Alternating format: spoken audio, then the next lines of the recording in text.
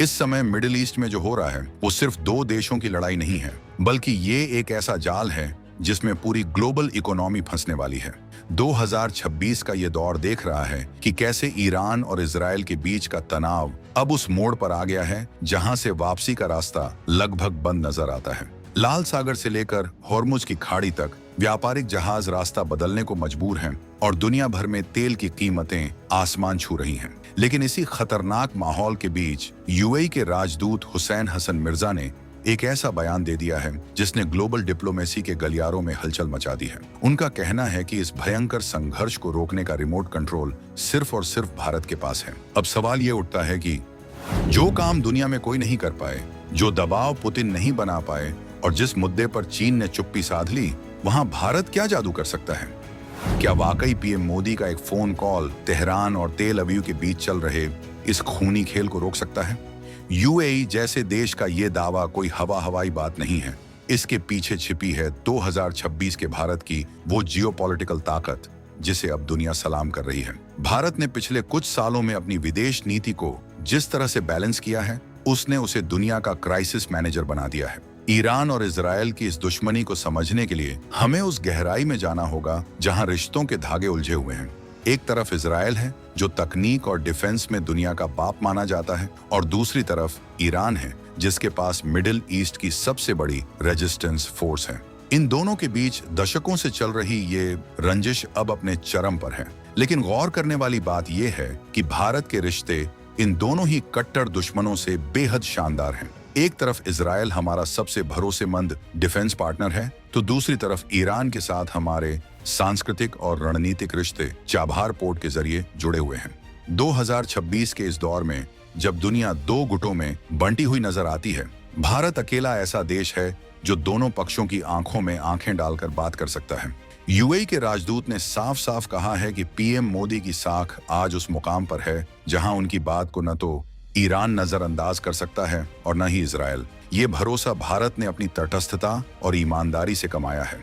जब रूस और यूक्रेन के बीच जंग छिड़ी थी, तब भी दुनिया ने देखा था कि कैसे भारत ने अपने नागरिकों को निकालने के लिए दोनों पक्षों से युद्ध रुकवा दिया था। क्या वही इतिहास अब मिडिल ईस्ट में दोहराया जाएगा? ईरान के साथ भारत के रिश्ते महज व्यापार तक सीमित नहीं हैं। भारत ने ईरान में चाबहार बंदरगाह बनाकर मिडिल ईस्ट और सेंट्रल एशिया के लिए एक नया गेटवे खोल दिया है। ये प्रोजेक्ट भारत के लिए जितना जरूरी है, ईरान की डूबती अर्थव्यवस्था के लिए उससे कहीं ज्यादा अहम है।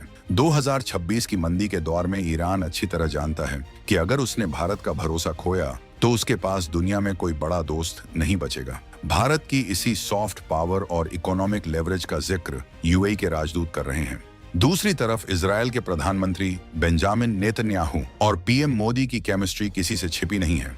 डिफेंस से लेकर एग्रीकल्चर और वाटर मैनेजमेंट तक भारत और इजराइल एक दूसरे के पूरक बन चुके हैं। जब इजराइल को दुनिया के मंच पर अलग थलग करने की कोशिश होती है, तब भारत ही वो संतुलित आवाज बनता है जो शांति और डायलॉग की वकालत करता है। ऐसे में अगर पीएम मोदी फोन उठाकर नेतन्याहू से संयम बरतने को कहें, तो इजराइल के लिए उस बात को टालना नामुमकिन जैसा होगा। यूएई के राजदूत का ये दावा कि सिर्फ एक कॉल और जंग बंद सुनने में थोड़ा फिल्मी लग सकता है, लेकिन 2026 की कड़वी हकीकत यही है। अमेरिका की साख मिडिल ईस्ट में गिरती जा रही है। अरब देश अब पूरी तरह से वॉशिंगटन पर भरोसा नहीं करते। उन्हें एक ऐसा साथी चाहिए जो बिना किसी एजेंडे के शांति की बात करे। भारत की सबका साथ, सबका विकास और सबका विश्वास वाली नीति अब इंटरनेशनल लेवल पर काम कर रही है। अरब देशों को पता है कि अगर ये जंग फैली तो सबसे ज्यादा नुकसान उन्हीं का होगा, और इस आग को बुझाने का दम सिर्फ भारत के पास है। इस पूरे घटनाक्रम में एक और बड़ा मोड़ है अफगानिस्तान और पाकिस्तान का एंगल।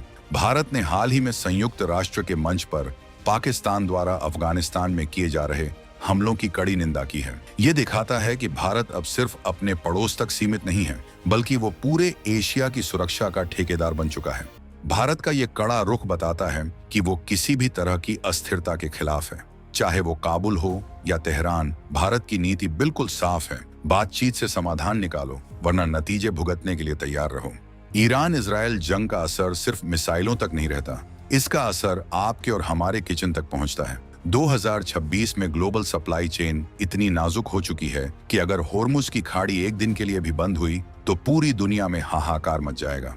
भारत ये बात अच्छी तरह समझता है। भारत का मिशन सिर्फ शांति दूत बनना नहीं है, बल्कि अपने नेशनल इंटरेस्ट को सुरक्षित करना भी है। हमारे लाखों नागरिक मिडिल ईस्ट में काम करते हैं, हमारा अरबों डॉलर का निवेश वहां लगा है। इसलिए भारत का दखल देना अब चॉइस नहीं बल्कि मजबूरी और जिम्मेदारी दोनों है। सोचिए, एक तरफ सुपर पावर अमेरिका अपनी पूरी ताकत लगा चुका है, लेकिन न तो ईरान झुक रहा है और न इजराइल पीछे हट रहा है। दूसरी तरफ चीन सिर्फ तमाशा देख रहा है और मौके का फायदा उठाने की फिराक में है। ऐसे में भारत का मिडिल पाथ या मध्यम मार्ग ही दुनिया की आखिरी उम्मीद बचा है। यूएई के राजदूत का बयान दरअसल एक ग्लोबल पुकार है कि भारत, अब तुम्हें आगे आना ही होगा। ये 2026 का वो नया भारत है जो दुनिया के मसलों पर अब चुप नहीं बैठता बल्कि लीडरशिप लेता है। लेकिन क्या ये इतना आसान होगा? ईरान के अंदरूनी हालात और इजराइल की सुरक्षा चिंताओं के बीच रास्ता निकालना लोहे के चने चबाने जैसा है। ईरान पर लगे प्रतिबंधों ने उसे कोने में धकेल दिया है, जिससे वो और ज्यादा आक्रामक हो गया है। वहीं इजराइल अपनी वजूद की लड़ाई लड़ रहा है। ऐसे में भारत को एक ऐसी डील टेबल पर लानी होगी जिसमें दोनों की जीत हो। भारत की कूटनीति की सबसे बड़ी परीक्षा यही है कि वो कैसे इन दो धुर विरोधियों को एक मेज पर लाता है। यूएई के राजदूत हुसैन हसन मिर्जा ने यह भी इशारा किया कि पीएम मोदी की शख्सियत ऐसी है कि वो सीधे सुप्रीम लीडर पेजेस्कियन से बात कर सकते हैं। दुनिया में गिने चुने ही ऐसे नेता हैं जिनकी पहुंच तेहरान के सत्ता के गलियारों में इतनी गहरी है। भारत ने ईरान के साथ अपनी दोस्ती को अमेरिका के दबाव में भी कभी खत्म नहीं होने दिया और यही ईमानदारी आज भारत के काम आ रही है। ईरान को पता है कि भारत ही वो खिड़की है जिसके जरिए वो दुनिया से जुड़ सकता है। वहीं इजराइल के लिए भारत एक विशाल बाजार और सबसे बड़ा रणनीतिक पार्टनर है। अगर भारत ने अपनी सप्लाई या सहयोग में थोड़ी भी कमी की बात कही तो इजराइल को अपनी रणनीति पर दोबारा सोचना पड़ेगा। लेकिन भारत धमकी की भाषा नहीं बोलता, भारत समाधान की भाषा बोलता है। यही वजह है कि आज अरब देश जो कभी इजराइल के दुश्मन थे, वो भी भारत की मध्यस्थता पर भरोसा कर रहे हैं। ये बदलते हुए ग्लोबल ऑर्डर की सबसे बड़ी तस्वीर है। 2026 का भारत अब सिर्फ एक उभरती हुई अर्थव्यवस्था नहीं है, बल्कि एक नैतिक महाशक्ति बन चुका है। यूएई का ये भरोसा कि मोदी का एक कॉल युद्ध रुकवा सकता है, असल में 140 करोड़ भारतीयों की बढ़ती ताकत का सबूत है। ये उस भरोसे की जीत है जो भारत ने अपनी नो फर्स्ट यूज और वसुधैव कुटुंबकम की नीतियों से कमाया है। दुनिया देख रही है कि कैसे एक देश बिना किसी को डराए, बिना किसी पर हमला किए, अपनी बातों के दम पर दुनिया का रुख बदल रहा है। इस पूरी कहानी में एक और दिलचस्प पहलू है IMIC यानी India middle east Europe economic corridor. ये प्रोजेक्ट भारत को अरब देशों के जरिए यूरोप से जोड़ता है। इस कॉरिडोर की सफलता के लिए मिडिल ईस्ट में शांति होना अनिवार्य है। यूएई, सऊदी अरब और इजराइल इस प्रोजेक्ट के मुख्य हिस्से हैं। ईरान को भी इसमें शामिल करने की संभावनाएं तलाशी जा रही हैं। यानी शांति सिर्फ मानवता के लिए नहीं बल्कि आने वाले समय की समृद्धि के लिए भी जरूरी है। भारत इसी समृद्धि का रोड मैप लेकर चल रहा है। लेकिन दोस्तों, सस्पेंस अभी खत्म नहीं हुआ है। क्या आपको लगता है कि अमेरिका इतनी आसानी से भारत को सारा क्रेडिट ले जाने देगा? वॉशिंगटन में बैठे रणनीतिकार ये देख रहे हैं कि कैसे उनकी पकड़ ढीली हो रही है और भारत एक नए ग्लोबल आर्बिट्रेटर के रूप में उभर रहा है। 2026 की ये कूटनीतिक जंग अब सिर्फ ईरान और इजराइल के बीच नहीं रह गई है, बल्कि ये इस बारे में भी है कि दुनिया का अगला नेता कौन होगा। भारत की हर चाल बहुत नपी तुली है, क्योंकि एक भी गलत कदम पूरे खेल को बिगाड़ सकता है। भारत ने संयुक्त राष्ट्र में पाकिस्तान के खिलाफ जो स्टैंड लिया, उसने साफ कर दिया कि भारत अब गुड टेररिज्म और बैड टेररिज्म के पाखंड को बर्दाश्त नहीं करेगा। यही क्लैरिटी भारत ईरान इजराइल के मामले में भी दिखा रहा है। भारत का स्टैंड साफ है, अस्थिरता किसी के हित में नहीं है। अगर ईरान की जमीन का इस्तेमाल किसी गलत मकसद के लिए होता है तो भारत उसका विरोध करेगा, और अगर इजराइल की कार्रवाई सीमा लांघती है तो भारत वहां भी टोकने से पीछे नहीं हटेगा। यूएई के राजदूत का यह बयान सोशल मीडिया पर जंगल की आग की तरह फैल रहा है। दुनिया भर के थिंक टैंक इस बात पर रिसर्च कर रहे हैं कि क्या वाकई एक इंसान में इतनी पावर हो सकती है। लेकिन हकीकत तो ये है कि ये पावर किसी एक इंसान की नहीं बल्कि उस साख की है जो भारत ने पिछले एक दशक में बनाई है। हमने दिखाया है कि हम संकट में भागते नहीं हैं बल्कि सामने खड़े होकर रास्ता दिखाते हैं। तुर्की के भूकंप से लेकर यूक्रेन की जंग तक, ऑपरेशन दोस्त से लेकर ऑपरेशन गंगा तक, भारत ने हर बार साबित किया है कि वो विश्व मित्र है। मिडिल ईस्ट की ये जंग अगर टलती है तो इसका सबसे बड़ा क्रेडिट भारत की उस साइलेंट डिप्लोमेसी को जाएगा जो कैमरों की चमक से दूर काम करती है। पीएम मोदी और विदेश मंत्री एस जयशंकर की जोड़ी ने भारतीय विदेश नीति को जिस तरह से अग्रेसिव और प्रैग्मेटिका बनाया है, उसका नतीजा आज पूरी दुनिया के सामने है। 2026 का भारत अब अपनी शर्तों पर दुनिया चला रहा है। हमें अब किसी की परमिशन की जरूरत नहीं है, बल्कि दुनिया को हमारी सलाह की जरूरत है। ईरान इजराइल संघर्ष के बीच भारत की ये भूमिका हमें एक महान राष्ट्र होने का गर्व महसूस कराती है।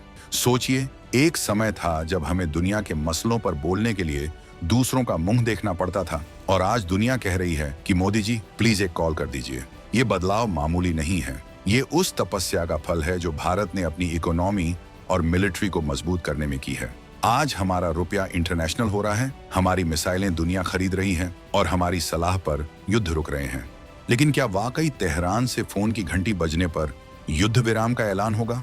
क्या इजरायल अपने सबसे बड़े दुश्मन को छोड़ देगा सिर्फ इसलिए क्योंकि उसके दोस्त भारत ने ऐसा कहा है? सस्पेंस की ये परतें अभी और गहरी होने वाली हैं। 2026 का ये साल इतिहास के पन्नों में किस तरह दर्ज होगा, ये आने वाले कुछ हफ्ते तय करेंगे। भारत ने अपनी बिसात बिछा दी है, मोहरे चल दिए गए हैं। अब बस उस एक फाइनल कॉल का इंतजार है जो पूरी दुनिया की किस्मत बदल सकता है। दुनिया के नक्शे पर भारत की ये लकीर अब बहुत लंबी हो चुकी है। यूएई के राजदूत की ये बात महज एक बयान नहीं, बल्कि एक हकीकत है जिसे आज अमेरिका और रूस भी अंदर ही अंदर महसूस कर रहे हैं। भारत का बढ़ता कद कुछ लोगों को खटक सकता है, लेकिन दुनिया की शांति के लिए ये सबसे सुखद संकेत है। हम एक ऐसे युग में जी रहे हैं जहां भारत सिर्फ एक देश नहीं, बल्कि एक उम्मीद का नाम बन चुका है। ईरान और इजराइल की ये जंग अगर रुकी तो ये भारत की कूटनीति की सबसे बड़ी जीत होगी। ये साबित कर देगा कि 21वीं सदी वाकई भारत की सदी है। 2026 में हम उस मोड़ पर खड़े हैं जहां से भारत की आवाज पूरी दुनिया की आवाज बन रही है। राष्ट्रवादी गौरव के इस क्षण में हमें ये समझना होगा कि हमारी ताकत हमारी एकता और हमारी सही सोच में है। भारत ने दुनिया को दिखा दिया है कि शांति के लिए हथियार उठाने से ज्यादा जरूरी सही नियत और सही नेतृत्व का होना है।